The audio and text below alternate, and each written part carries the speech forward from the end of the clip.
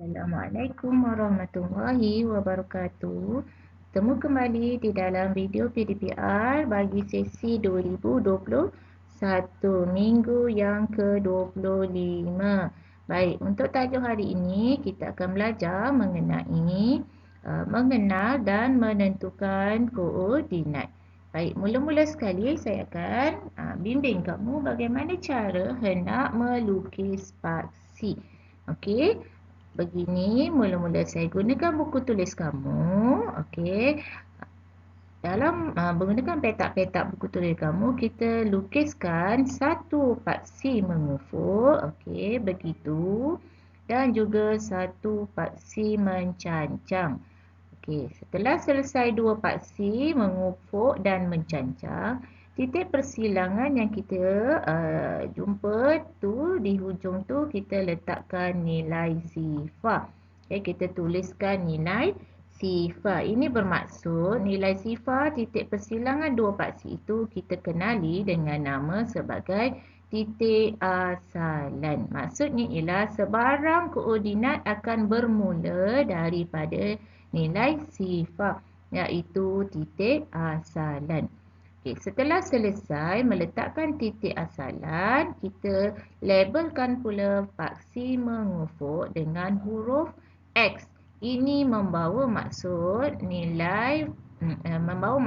paksi mengufur ataupun paksi X. Dua-dua tu ya, kita panggil paksi mengufur atau paksi X. Kemudian kita labelkan pula paksi mencancang dengan huruf Y. Itu bermaksud paksi mencancang atau kita kenali dengan nama paksi Y.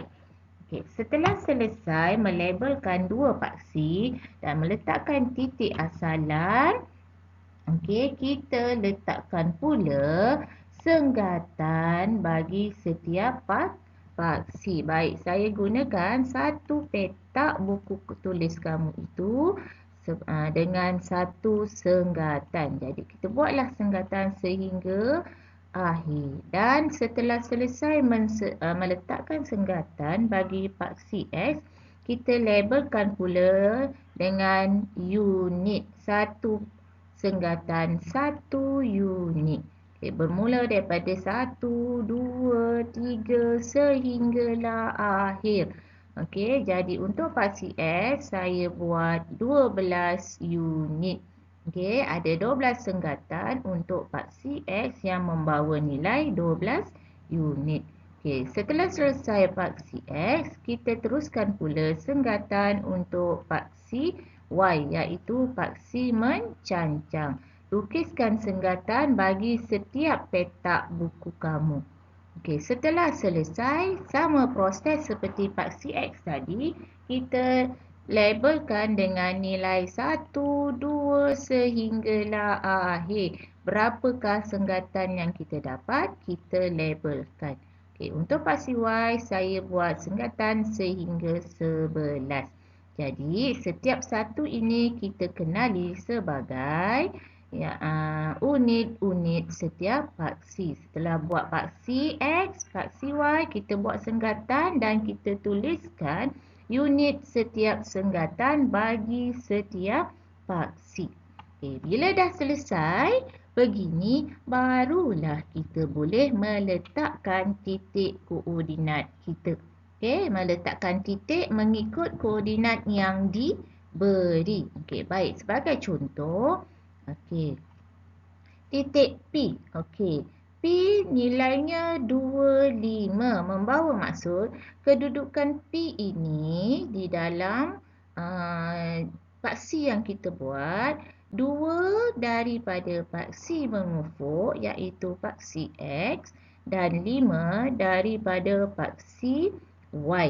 Baik, bagaimana nak letak? Mula-mula kita tarik, buat satu garisan di nombor 2 dari paksi X. Okey, kita tarik ke atas dan 5 paksi Y. Okey, titik persilangan yang kita jumpa tu kita letakkan satu titik. Okey, di situlah kedudukan titik yang kita jumpa. Okey, persilangan tu itulah titiknya. Jadi setelah dapat satu titik, kita labelkan P25. Itulah koordinatnya. Apa maksud koordinat ni? Kalau anak-anak lupa, koordinat membawa maksud kedudukan. Kita nak tahu di mana kedudukan titik P ni. Jadi di mana kedudukannya? Iaitu 25. 25 bermaksud 2 dari paksi X dan 5 dari paksi Y. Itulah maksud koordinat P. Kedudukan titik P. Seterusnya saya beri satu lagi titik, iaitu titik Q. Titik Q, koordinatnya, kedudukannya ialah 11, 9. Bermaksud paksi X ialah 11, paksi Y 9. Bermula daripada paksi X. Kita mesti daripada paksi X dahulu. 11 kita tarik ke atas dan 9 dari paksi Y. Titik persilangan tu kita letakkan satu titik. Setelah tahu titiknya di silang mana, kita labelkan Q11,9. Maksudnya di sini kedudukan titik Q ialah 11 dari paksi X dan 9 unit dari paksi Y. Begitu cara menulisnya, Q kurungan 11,9 kurungan. Jadi koordinat Q ialah 11,9 dan koordinat membawa maksud ialah kedudukan.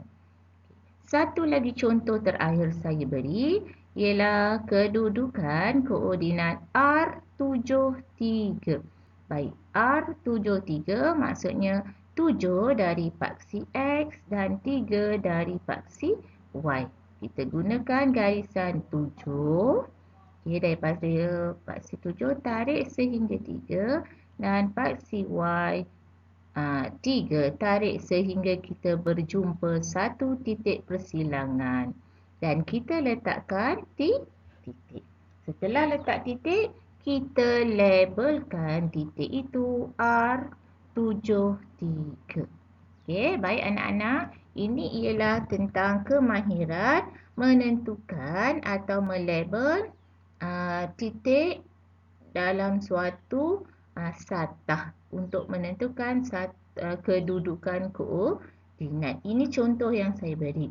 Mudah-mudahan ia dapat membantu anak-anak selepas ini untuk menjawab latihan yang akan saya berikan melalui online. Baik, saya harap anak-anak boleh faham dengan jelas video yang saya berikan. Koordinat ini ialah kepentingan kepada kita dalam kehidupan, ialah untuk menentukan kedudukan rumah kita. Andai kita tengok maps pun dalam Google, kita menggunakan koordinat, menentukan koordinat. Baik, ini adalah pengetahuan asas tentang menentukan sesuatu kedudukan. Baik, saya harap anak-anak dapat sedikit ilmu daripada video yang saya sediakan. Itu saja, kita jumpa di dalam video yang akan datang. Terima kasih. Assalamualaikum warahmatullahi wabarakatuh.